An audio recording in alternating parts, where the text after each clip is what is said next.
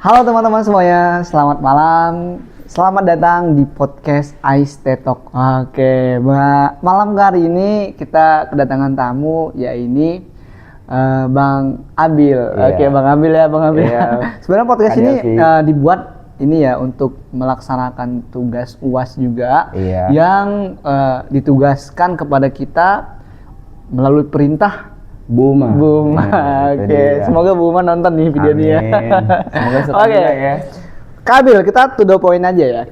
To the point aja. Tugasnya ialah mereview buku. Wah, dengar-dengar nih Kak Abil udah baca satu buku nih. Udah baca nih. Kira-kira Kak Abil baca buku judulnya apa ya? Kalau boleh tahu nih. Kemarin itu kita udah baca satu novel. Oh, novel. Oke, novel. Yeah. Menarik nih novelnya. Novel Terelie yang berjudul Pulang. Oh, Pulang. Awalnya Pulang. Awalnya Pulang. Oh, iya. Terus udah hatam juga dan lagi baca buku lagi nih. Oh, sekarang lagi baca atau sudah baca nih?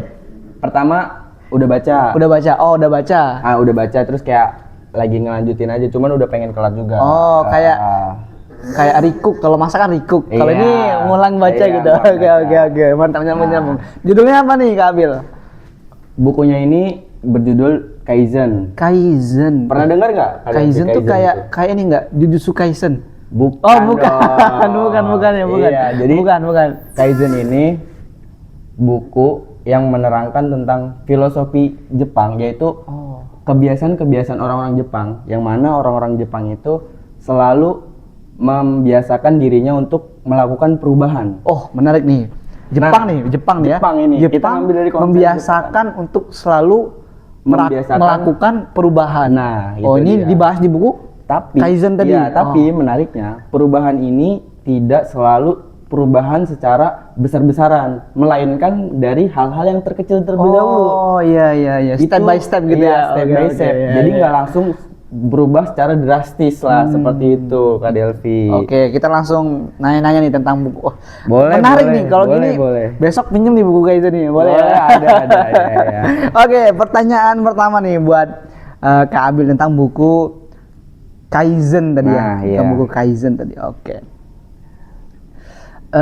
Fokus utama buku ini tentang apa nih? Kalau boleh tahu Kak Abil nih. Kalau maksud aku tuh kayak misal fokusnya tentang sejarah. Tadi udah dibahas ya tentang pengembangan diri. Selain pengembangan diri, ada nggak sih fokus lain yang dibahas di buku ini?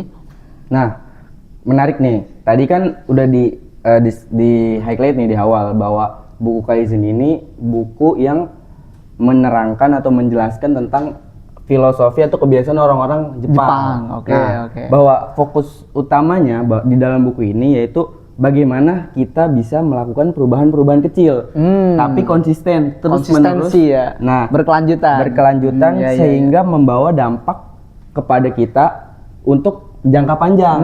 Iya. Jadi keinget nih, film-film agak lain nih. Di film agak lain tuh ada satu scene yang kami ingat banget tuh. Segala yang instan tuh nggak baik. Oke. Nyambung.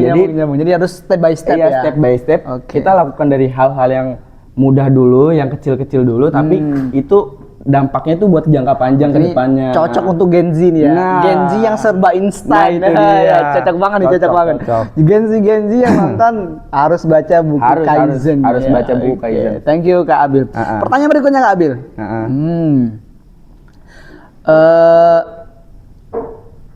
Mengapa nih? Tadi kan Kak Abil bilang Kaizen ini kayak melakukan perubahan kecil ya. Mengapa bisa kita bilang Kaizen ini konsep ya? Iya, konsep. Bisa jadi mengapa konsep Kaizen ini dianggap efektif? Nah, terkhusus untuk Gen Z. Nah itu dia. Ya. Bahwa tadi yang udah saya bilang bahwa Kaizen ini kan merupakan melakukan perubahan-perubahan kecil, yang mana Gen Z ini bisa tergolong bahwa kita tuh anak-anak Gen Z tuh kadang mager tuh ya. Jadi kayak hidupnya tuh monoton, gak ada perubahan jadi kayak sama sekali. Kalau udah bareng di kasur tuh ya sampai tiba-tiba udah siang. Tiba-tiba udah jam 2. Terasa gitu. Jadi Kaizen ini membawa kita jadi kayak melatih kita gitu. Bisa jadi melatih. Nah, bahwa kita tuh melakukan perubahan-perubahan yang mana kenapa perubahan-perubahan ini kecil, bahwa kalau yang besar itu kan terkadang kita langsung males. Ya. Nah, itulah kelemahan Gen Z. Jadi kalau yang Bentar. Kalau perubahan yang besar kita malas. Contohnya gimana juga Kak Abil? misal kita contoh yang paling kecil deh, yang paling kelihatan deh bahwa kita belajar.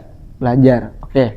Bisa nggak belajar dalam waktu singkat, misal besok bahwa kita mau melakukan perubahan nih, belajar setiap hari 3 jam misal. 3 jam kan waktu yang sangat Ya, banyak. bagi Gen Z Iya, itu nggak- karena tadi kebiasaan scroll. Iya, itu dia. 3 Iya, jam iya, kan waktu yang sangat lama ya. Iya. Kita bisa bilang itu perubahan yang sangat besar. Kalau 3 jam dalam sehari itu kayak gimana Iya, gitu bagi Gen jadi Z. Nah, Kaizen tadi mengajarkan jangan 3 jam dulu. Jangan 3 jam ambil dulu. 30 menit Iya, dulu. 30 menit dulu 30 bisa. menit. Kalau udah sebulan ke jalan baru 1 jam gitu. Iya, benar, oke. gitu-gitu. Masuk. Oke, next Kak Abil. Aku mau nanya nih. Tentang takeaways ataupun apa ya? Poin. Poin yang ada di buku Kaizen ini. Kira-kira nih ada Kak Abil mau menyampaikan berapa poin yang sekiranya itu penting untuk disampaikan kepada generasi Z ini.